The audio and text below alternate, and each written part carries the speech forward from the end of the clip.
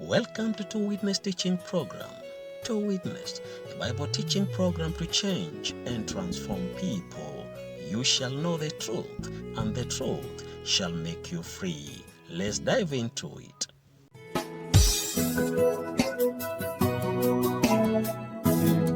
Chapter 13, verse 1. And the Lord spake unto Moses, saying, Sanctify unto me all the firstborn, whatsoever openeth the womb among the children of Israel, both of man and of beast, it is mine. And Moses said unto the people, Remember this day in which ye have come out of Egypt, out of the house of bondage, for by the stretch of the hand of the Lord brought you out from this place. There shall no leavened bread be eaten. You can find the New Testament reference in 1 Corinthians 5, 6 through 8. Leaven is symbolized as sin. Verse 4, This day came ye out in the month of Abib, and it shall be when the Lord shall bring thee into the land of the Canaanites, and the Hittites, and the Amorites, and the Hivites, and the Jebusites, which he sware unto thy fathers to give thee, a land flowing with milk and honey, that thou shalt keep this service in this month. He's talking about Passover week, and he's going to tell them how to do it. Verse 6, 7 days thou shalt eat unleavened bread, and in the seventh day shall be a feast unto the Lord at the end of the week. Unleavened bread shall be eaten 7 days, and there shall no leavened bread be seen with thee. Neither shall there be leaven seen with thee in all thy quarters. And thou shalt show thy son in that day, saying, This is done because of that which the Lord did unto me when I came forth out of Egypt. Verse 9, And it shall be for a sign unto thee upon thy hand, and for a memorial between thine eyes, that the Lord's law may be in thy mouth. Hand, eyes, mouth. Representing the hand represents the power, the authority of man.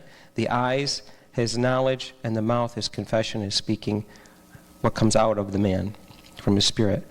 For with a strong hand hath the Lord brought thee out of Egypt. Verse 10, Thou shalt therefore keep this ordinance in his season from year to year. And it shall be when the Lord shall bring thee into the land of the Canaanites, as he sware unto thee and to thy fathers, and shall give it to thee, that thou shalt set apart unto the Lord all that openeth the matrix, or the womb, and every firstling that cometh out of a beast which thou hast. The male shall be the Lord's. And this is speaking about the firstborn male. And every firstling of an ass thou shalt redeem with the lamb, and if thou wilt not redeem it, then thou shalt break his neck, and all the firstborn of man among thy children shalt thou redeem. And it shall be when thy son ask thee in time to come, saying, What is this? That thou shalt say unto him, By stretch of hand of the Lord brought us out from Egypt, and from the house of bondage.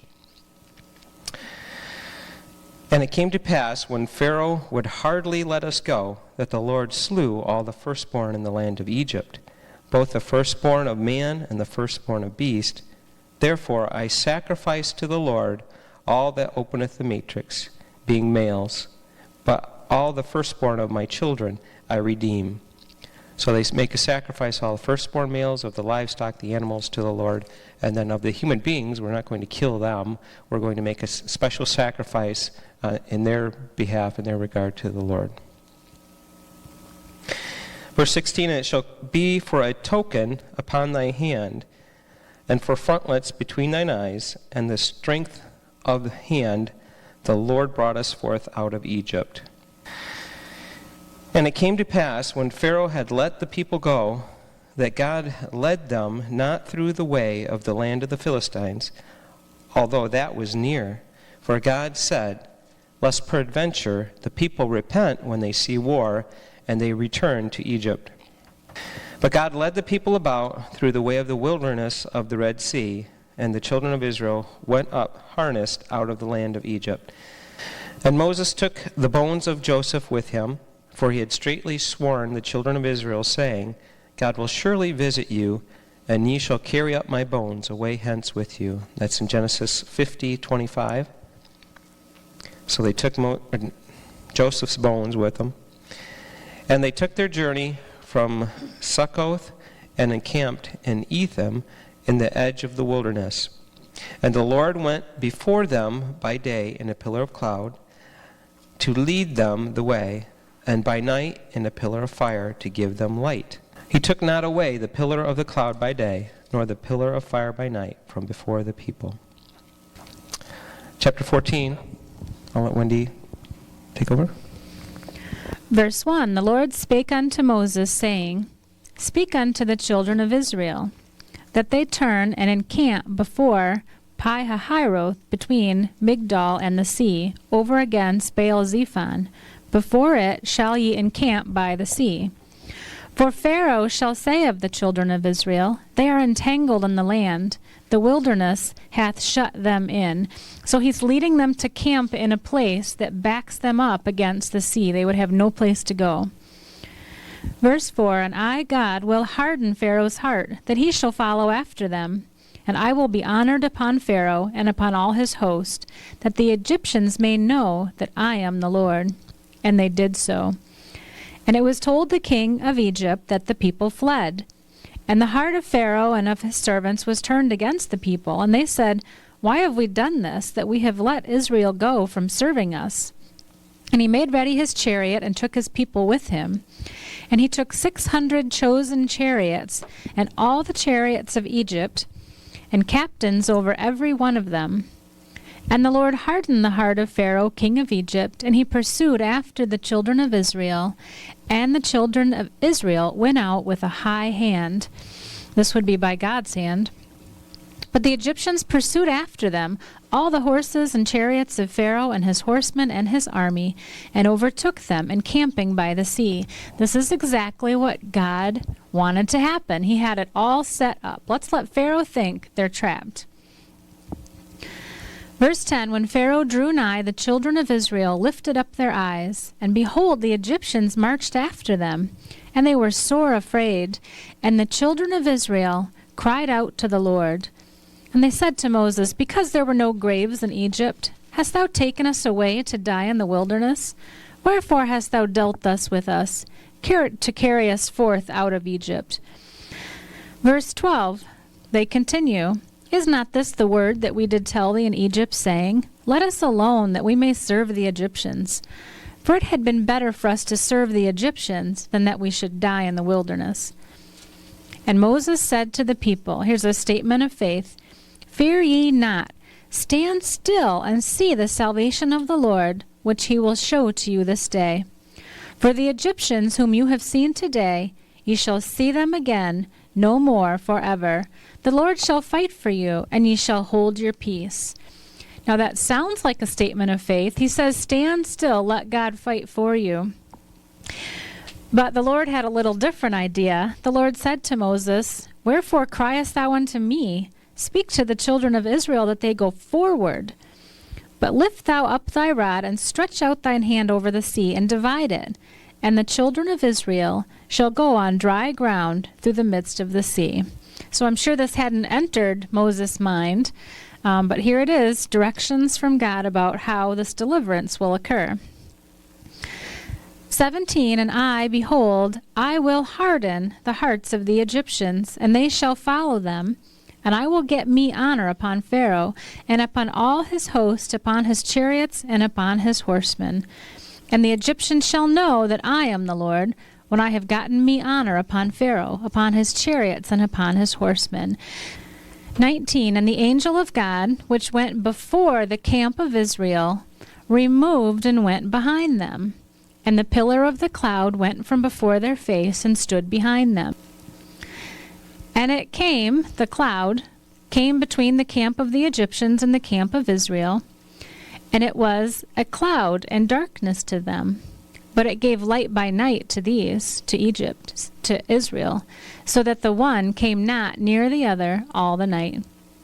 And Moses stretched out his hand over the sea, and the Lord caused the sea to go back by a strong east wind all that night, and made the sea dry land, and the waters divided. And the children of Israel went into the midst of the sea upon the dry ground, and the waters were a wall unto them on their right hand and their left. So another tremendous visual miracle from God. And the Egyptians pursued and went in after them into the midst of the sea, even all Pharaoh's horses, his chariots, and his horsemen. So they're following the cloud that is separating them from Israel. And it came to pass in the morning watch that the Lord looked unto the host of the Egyptians through the pillar of fire and of the cloud, and troubled the host of the Egyptians. And this is an interesting, if you're a visual learner, you can picture this. You've got Israel here, a cloud, and the Egyptians following them. And it says God looked out through the cloud, and that actually means he peeped through the cloud as if to look out a window. It's like God made a little space in the cloud, and he looked through to see what they were doing, and he saw that they were following. And he troubled the host of the Egyptians. He took off their chariot wheels, that they drave them heavily, so that the Egyptians said, Let us flee from the face of Israel, for the Lord fighteth for them against the Egyptians. The Lord said to Moses, Stretch out thine hand over the sea, that the waters may come again upon the Egyptians, upon their chariots, and upon their horsemen. And Moses stretched forth his hand over the sea, and the sea returned to his strength when the morning appeared, and the Egyptians fled against it. And the Lord overthrew the Egyptians in the midst of the sea. And the waters returned and covered the chariots, and the horsemen, and all the host of Pharaoh that came into the sea after them. There remained not so much as one of them. Verse 29, But the children of Israel walked upon dry land in the midst of the sea, and the waters were a wall unto them on their right hand and on their left. Thus the Lord saved Israel that day out of the hand of the Egyptians, and Israel saw the Egyptians dead upon the seashore. And Israel saw that great work which the Lord did upon the Egyptians, and the people feared the Lord, and believed the Lord and his servant Moses. All right, let's continue with chapter 15. They've come through the Red Sea, and then sang Moses and the children of Israel this song unto the Lord, and spake, saying, I will sing unto the Lord, for he hath triumphed gloriously. The horse and his rider hath he thrown into the sea. The Lord is my strength and song. He has become my salvation. He is my God, and I will prepare him a habitation, my father's God, and I will exalt him. The habitation is to live in, with, among us, in our presence, in my heart. Verse 3, the Lord is a man of war, or strong and mighty God. No one can contend with him. The Lord is his name. Pharaoh's chariots and his host hath he cast into the sea. His chosen captains also are drowned in the Red Sea. The depths have covered them. They sank into the bottom as a stone. Thy right hand, O Lord, is become glorious in power. Thy right hand, O Lord, hath dashed in pieces the enemy. And in the greatness of thine excellency, thou hast overthrown them that rose up against thee. Thou sentest forth thy wrath, which consumed them as stubble. And with the blast of thy nostrils, the waters were gathered together. The flood stood upright as a heap, water stacked up like a heap on walls on each side as they went through, and the depths were congealed into the heart of the sea. The enemy said, I will purpose, I will overtake, I will divide the spoil. My lust shall be satisfied upon them. I will draw my sword, and my hand shall destroy them. Thou didst blow with thy wind, the sea covered them. They sank as lead in the mighty waters. Who is like unto thee, O Lord, among the gods? Who is like thee, glorious in holiness, fearful in praises, doing wonders such as these? Thou stretchest out thy right hand, the earth swallowed them. Thou in thy mercy hast led forth the people which thou hast redeemed. Thou hast guided them in thy strength unto thy holy habitation, out to have communion in his presence. The people shall hear and be afraid. Sorrow shall take hold to the inhabitants of Palestina. Then the dukes of Edom shall be amazed, and the mighty men of Moab trembling shall take hold upon them. And the inhabitants of Canaan shall melt away. For fear of, they've heard the reports, the stories of this people and what their God has done for them.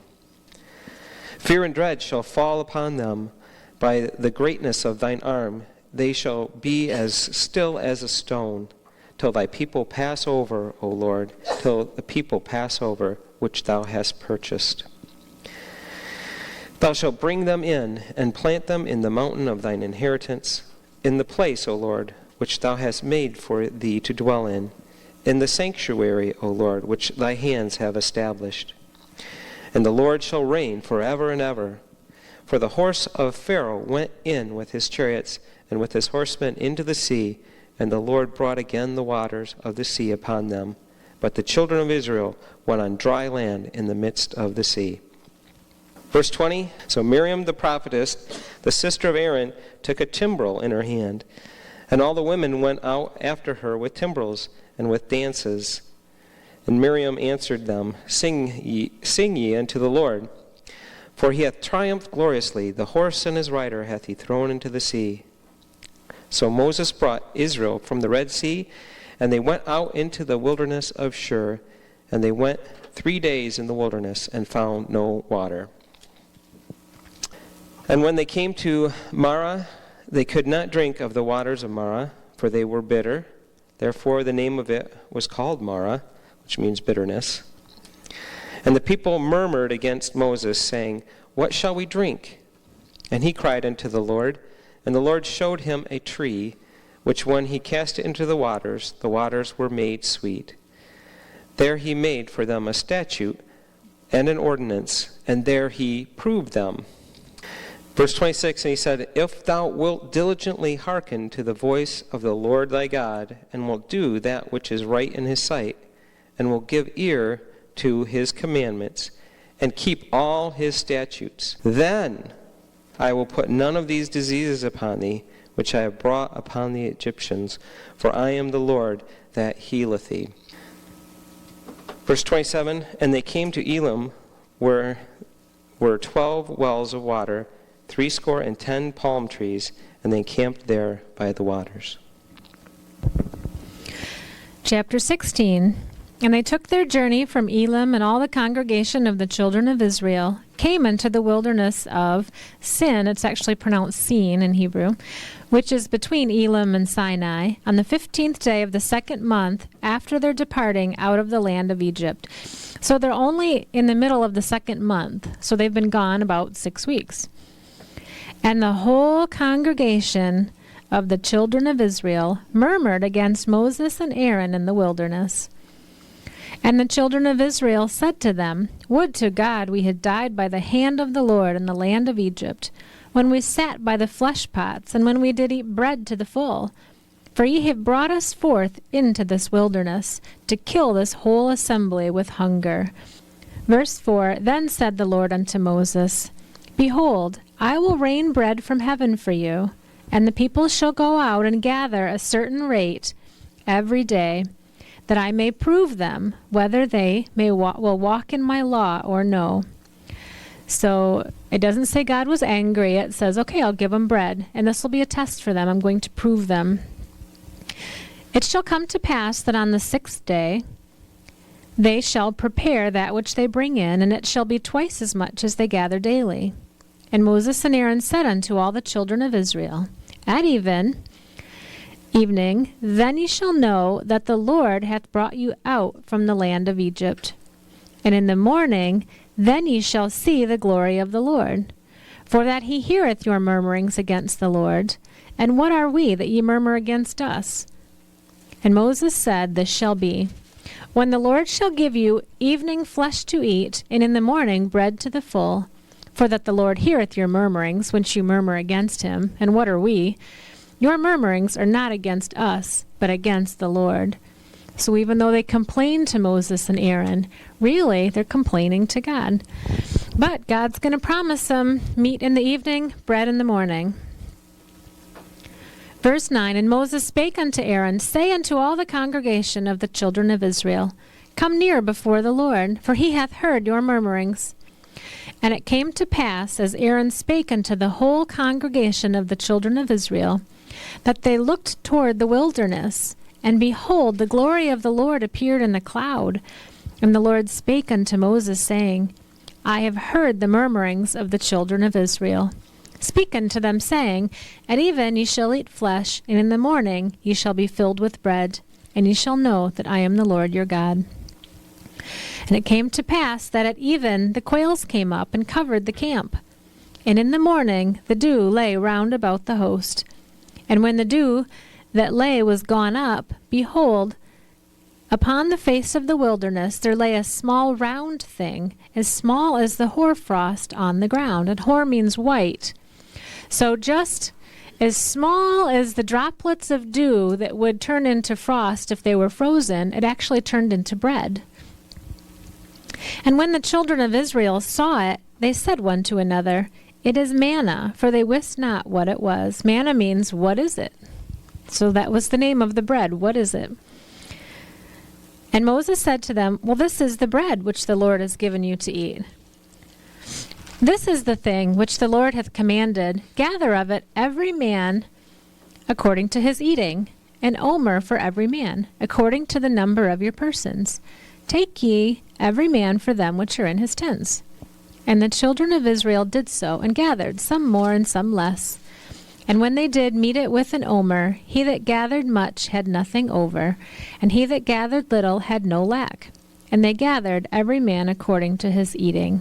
Verse 19, Moses said, Let no man leave of it till the morning. Seems pretty simple. You either eat it that day, or you must rid yourself of it. Notwithstanding, they hearkened not unto Moses, but some of them left of it till the morning, and it bred worms and stank, and Moses was wroth with them. And they gathered it every morning, every man according to his eating, and when the sun waxed hot, it melted. So we see they're not obeying God fully in the law that he gave them. And it came to pass that on the 6th day they gathered twice as much bread, 2 omers for one man. And all the rulers of the congregation came and told Moses. And he said to them, This is that which the Lord has said. Tomorrow is the rest of the holy Sabbath unto the Lord. Bake that which ye will bake today, and seethe or boil that which you will seethe, and that which remaineth over lay up for you, to be kept until the morning. Verse 24, They laid it up till the morning as Moses bade, and it did not stink, neither was there any worm therein. And Moses said, Eat that today, for today is a Sabbath unto the Lord. Today you shall not find it in the field. 6 days ye shall gather it, but on the 7th day, which is the Sabbath, in it there shall be none. And it came to pass that there went out some of the people on the 7th day for to gather, and they found none. So again, they're not listening, they're not getting it. And the Lord said to Moses, How long refuse ye to keep my commandments and my laws? See, for that the Lord hath given you the Sabbath. Therefore he giveth you on the 6th day the bread of 2 days. Abide ye every man in his place. Let no man go out of his place on the 7th day. So the people rested on the 7th day. Verse 31, And the house of Israel called the name thereof manna, and it was like coriander seed, white, and the taste of it was like wafers made with honey. 32, And Moses said, This is the thing which the Lord commandeth. Fill an omer of it to be kept for your generations, that they may see the bread wherewith I have fed you in the wilderness, when I brought you forth from the land of Egypt. And Moses said to Aaron, Take a pot, and put an omer full of manna therein, and lay it up before the Lord to be kept for your generations. Verse 34, As the Lord commanded Moses, so Aaron laid it up before the testimony to be kept. And we know from Hebrews 9:4, when it references the Ark of the Testimony or the Ark of the Covenant, that there was indeed a pot of manna that was kept in the Ark of the Covenant. We find out there were 3 things that were placed in the Ark. Besides the manna, there was Aaron's rod that budded, which is actually a story coming up, and the tablets of the law that are about to be given, also coming up. And we're going to see also, the ark hasn't even been built yet. The instructions for building that is coming up too. And the children of Israel did eat manna 40 years, until they came to a land inhabited. They did eat manna until they came into the borders of the land of Canaan. Now an omer is the 10th part of an ephah. Chapter 17. And all the congregation of the children of Israel journeyed from the wilderness of Sin after their journey, according to the commandment of the Lord, and pitched in Rephidim, and there was no water for the people to drink. Wherefore the people did turn to God and ask for water, humbly and respectfully and reverence to God? No. They went to Moses and they chided him. Chide means to strive, complain, debate about the situation. And they said, give us water that we may drink. Real humble, isn't it? And Moses said unto them, why chide ye with me? Wherefore do you tempt the Lord? Or you're provoking him with the way you're going about this? Give us, give me. And the people thirsted there for water. And the people murmured against Moses and said, wherefore is this that thou hast brought us up out of Egypt, to kill us and our children and our cattle with thirst? And Moses cried unto the Lord, saying, what shall I do unto this people? They be almost ready to stone me. Verse 5, and the Lord said unto Moses, go on before the people, and take with thee of the elders of Israel, and thy rod wherewith thou smotest the river, take in thine hand and go. Behold, I will stand before thee there upon the rock in Horeb, which is Mount Sinai near Midian, and there shall come water out of it, that the people may drink. Now this is something we often refer to as a type of Christ, that the rock represents Christ, and the people will drink from the water of the rock. And so Moses did so in the sight of Israel, the elders of Israel. And he called the name of the place Massah and Meribah, because of the chiding of the children of Israel, and because they tempted or provoked the Lord, saying, is the Lord among us or not?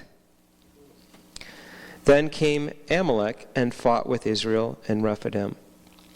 And Moses said unto Joshua, choose out men and go out, fight with Amalek. Tomorrow I will stand on the top of the hill with the rod of God in my hand. And Joshua did as Moses had said to him, and fought with Amalek. And Moses, Aaron, and Hur went up to the top of the hill. And it came to pass, when Moses held up his hand, that Israel prevailed. And when he let down his hand, Amalek prevailed. And Moses' hands were heavy, or they got tired after doing that for a while. And they took a stone and put it under him, and he sat thereon. And Aaron and Hur stayed up his hands, the one on one side, the other on the other side, and his hands were steady until the going down of the sun, or all day long. And Joshua discomfited or overthrew Amalek and his people with the edge of the sword. And the Lord said unto Moses, write this for a memorial in a book, and rehearse it in the ears of Joshua, for I will utterly put out the remembrance of Amalek from under heaven. And Moses built an altar and called the name of it Jehovah Nisi, the Lord my banner, or a banner, the flag unto which we rally under and fight and wage war. For he said, because the Lord hath sworn that the Lord will have war with Amalek from generation to generation. Okay, chapter 18.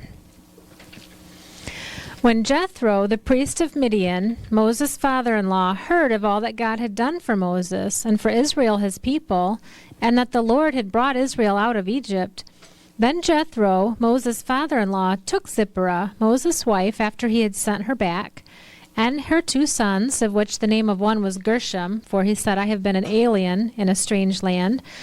And the name of the other was Eleazar, for the God of my fathers said he was mine help, and delivered me from the sword of Pharaoh. And Jethro, Moses' father-in-law, came with his sons and his wife unto Moses into the wilderness, where he encamped at the mount of God. And he said unto Moses, I, thy father-in-law Jethro, have come unto thee, and thy wife, and her 2 sons with her.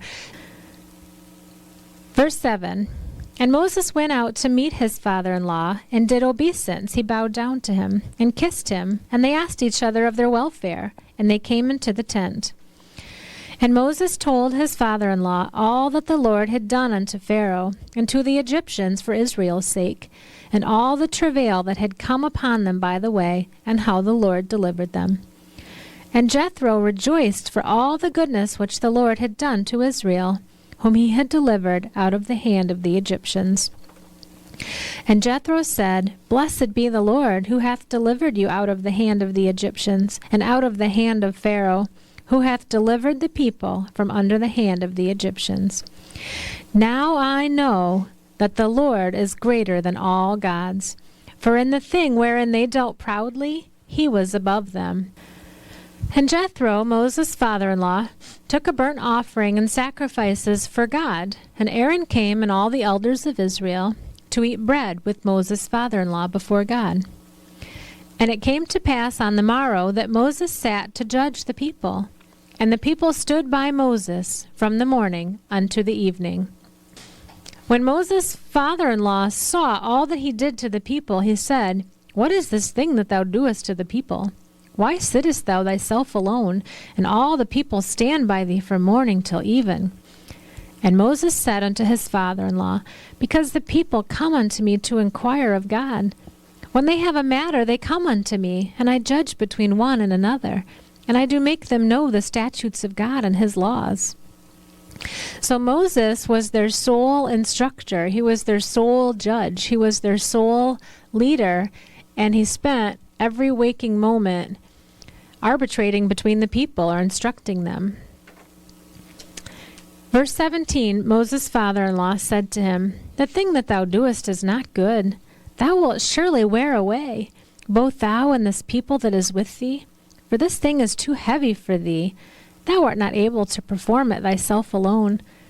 Hearken now unto my voice. I will give thee counsel, and God shall be with thee. Be thou for the people to Godward, that thou mayest bring the causes unto God. So Moses will be the mediator between God and the people. And thou shalt teach them ordinances and laws, and shalt show them the way therein they must walk, and the work that they must do. Moreover, thou shalt provide out of all the people able men, such as fear God, men of truth, hating covetousness, and place such over them, to be rulers of thousands, and rulers of hundreds, rulers of 50s, and rulers of 10s. And let them judge the people at all seasons. And it shall be that every great matter they shall bring unto thee, but every small matter they shall judge. So shall it be easier for thyself, and they shall bear the burden with thee. If thou shalt do this thing, and God command thee so, then thou shalt be able to endure, and all this people shall also go to their place in peace. So Moses hearkened to the voice of his father-in-law, and did all that he had said. And Moses chose able men out of all Israel, and made them heads over the people, rulers of thousands, rulers of hundreds, rulers of 50s, and rulers of 10s.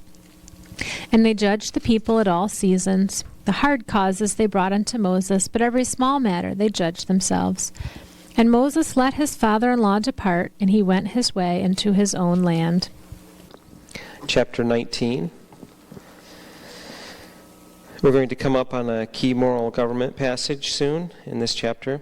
In the 3rd month, when the children of Israel were gone forth out of the land of Egypt, the same day they came into the wilderness of Sinai. For they were departed from Rephidim, and were come to the desert of Sinai, and had pitched in the wilderness, and there Israel camped before the mount.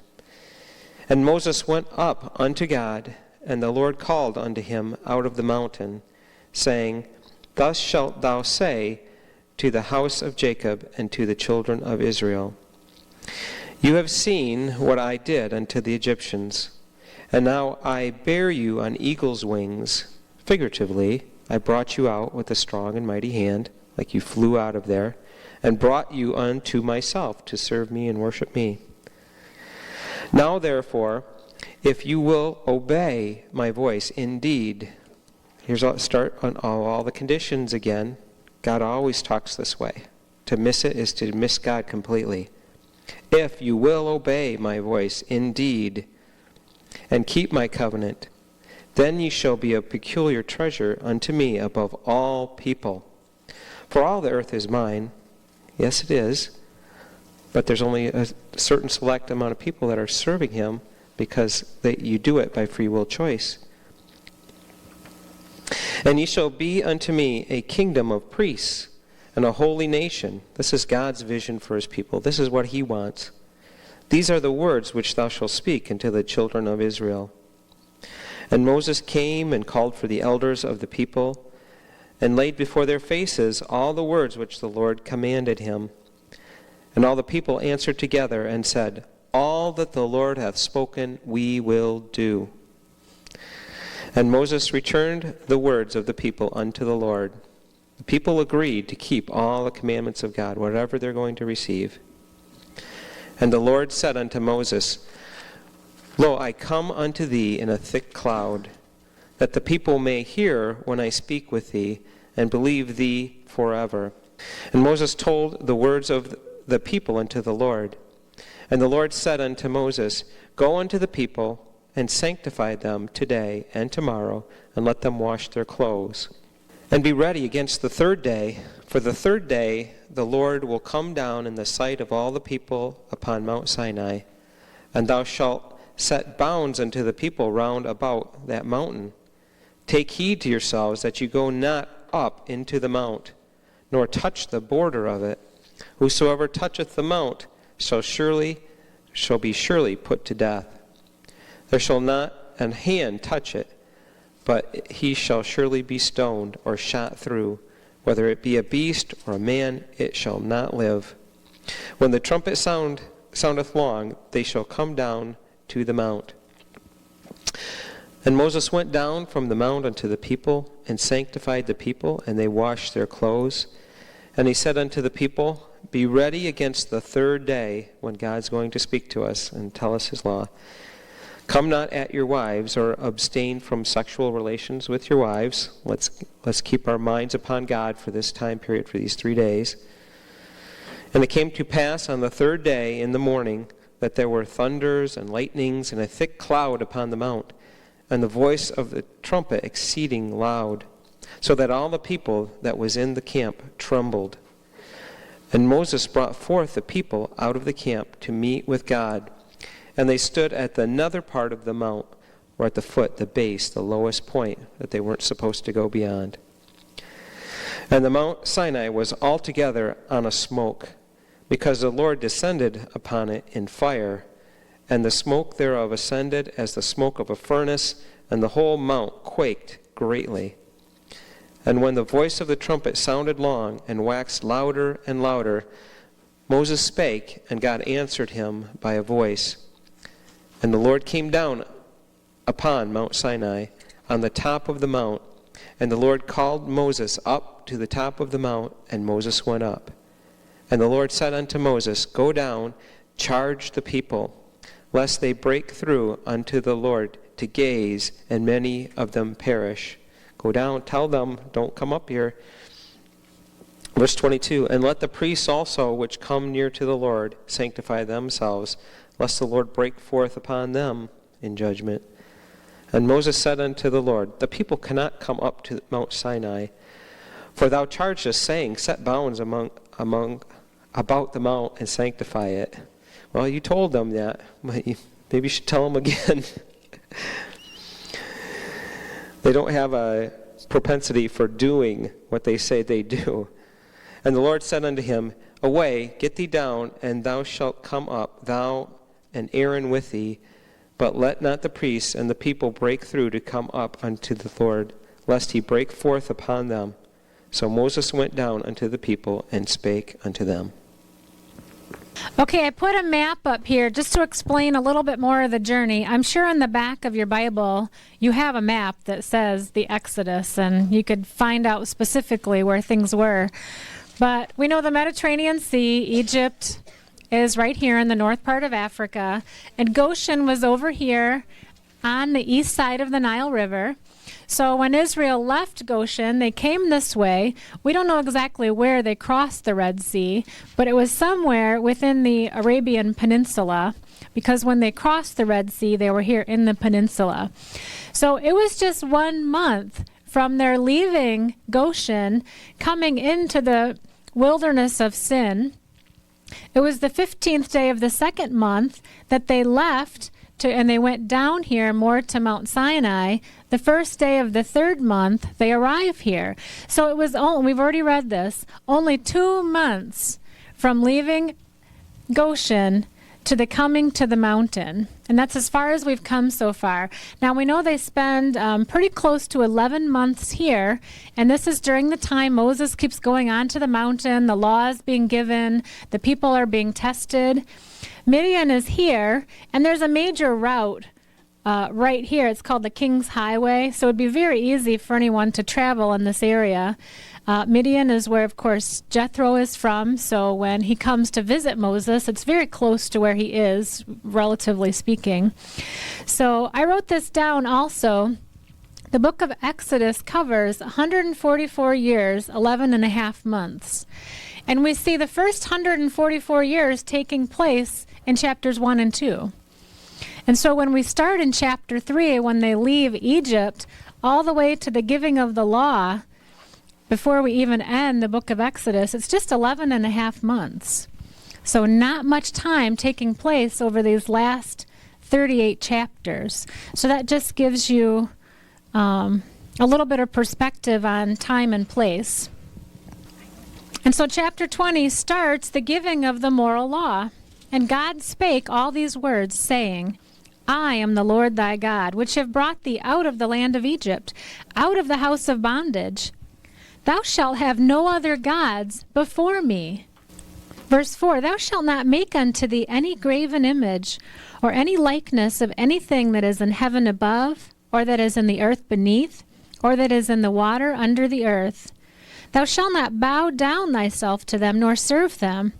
For I, the Lord thy God, am a jealous God, visiting the iniquity of the fathers upon the children unto the third and fourth generation of them that hate me, and showing mercy unto thousands of them that love me and keep my commandments. Verse 7, the third commandment, Thou shalt not take the name of the Lord thy God in vain, for the Lord will not hold him guiltless that taketh his name in vain. Verse 8, Remember the Sabbath day to keep it holy. 6 days shalt thou labor, and do all thy work. But the seventh day is the Sabbath of the Lord thy God. In it thou shalt not do any work, thou, nor thy son, nor thy daughter, thy manservant, nor thy maidservant, nor thy cattle, nor the stranger that is within thy gates. For in 6 days the Lord made heaven and earth, the sea and all that in them is, and rested the seventh day. Wherefore the Lord blessed the Sabbath day and hallowed it. Verse 12, we have our fifth commandment. Honor thy father and thy mother, that thy days may be long upon the land which the Lord thy God giveth thee. Verse 13, thou shalt not kill. Verse 14, thou shalt not commit adultery. 15, thou shalt not steal. 16, thou shalt not bear false witness against thy neighbor. 17, thou shalt not covet thy neighbor's house. Thou shalt not covet thy neighbor's wife, nor his manservant, nor his maidservant, nor his ox, nor his ass, nor anything that is thy neighbor's. Verse 18, and all the people saw the thunderings and the lightnings and the noise of the trumpet and the mountain smoking. And when the people saw it, they removed and stood afar off. And they said unto Moses, Speak thou with us, and we will hear. But let not God speak with us, lest we die. Verse 20, Moses said to the people, Fear not, for God is come to prove you, and that his fear may not be before your faces, that ye sin not. And the people stood afar off, and Moses drew near unto the thick darkness where God was. Verse 22, And the Lord said to Moses, Thus thou shalt say unto the children of Israel, Ye have seen that I have talked with you from heaven. Ye shall not make with me gods of silver, neither shall ye make unto you gods of gold. An altar of earth thou shalt make unto me, and shalt sacrifice thereon thy burnt offerings, and thy peace offerings, thy sheep and thine oxen. In all places where I record my name, I will come unto thee, and I will bless thee. So they're going to build a simple altar made out of earth. And if thou wilt make me an altar of stone, thou shalt not build it of hewn stone, for if thou lift up thy tool upon it, thou hast polluted it. So if they use any stones, they just have to be natural stones that are found, not something carved out. Neither shalt thou go up by steps unto mine altar, that thy nakedness be not discovered thereon. Chapter 21. Now these are the judgments which thou shalt set before them. If thou buy a Hebrew servant, 6 years he shall serve, and in the 7th he shall go free for nothing. For if he came in by himself, he shall go out married. If he were married, he shall go out by himself, If he were married, then his wife shall go out with him. If his master have given him a wife, and she hath borne him sons or daughters, the wife and her children shall be her master's, and he shall go out by himself. And if the servant shall plainly say, I love my master and my wife and my children that I've had in this household, I will not go out for free. I don't want to go away. I'm happy here. I want to stay and serve in this house. Then his master shall bring him unto the judges, and he shall bring him to the door and unto the doorpost. And his master shall bore his ear through with and all, and he shall serve him forever. Verse 7, And if a man shall sell his daughter to be a maidservant, she shall not go out as men servants do. If she please not her master, who hath betrothed her to himself, then shall he let her be redeemed. To sell her into a strange nation, he hath no power to do. Can't do that, seeing he hath dealt deceitfully with her. And if he hath betrothed her unto his son, he shall deal with her after the manner of daughters. Now verse 10, we get into some protection for wives. If he take him another wife, her food, her raiment, and her duty of marriage shall not be diminished. And if he do not these three unto her, then shall she go out free without money.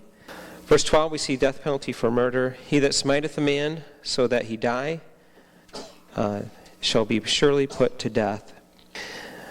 Verse 13, And if a man lie in wait, but God lie not in wait, but God deliver him into his hand, then I will appoint thee a place whither he shall flee. Now this is a manslaughter type situation, where an unintentional killing of someone, you didn't murder them. You didn't, with premeditated thought, try to take their life. So there's going to be a place where people can flee that are in this situation. And we'll read more about that later on. But what might trip you up in that sentence is that God will deliver him in his hand, but it means that he were to die as a result of this altercation between them. Although he didn't lie in wait, it means he didn't plot this, he didn't strategize this, but the man wound up dying. Well, there'll be a place whether he shall be able to flee to. Verse 14, But if a man come presumptuously upon his neighbor, to slay him with guile, thou shalt take him from mine altar, that he may die. This is murder with intent. That's the death penalty. He that smiteth his father or mother shall surely be put to death. Next one's on kidnapping and slave trading. Verse 16, He that stealeth a man and selleth him, or if he be found in his hand, he shall surely be put to death. And he that curseth his father or mother shall surely be put to death. Now this some people have a hard time with what they shouldn't. Anyone who wants to conform to God's laws and respect his wishes and the betterment of society as a whole wouldn't have a problem with this.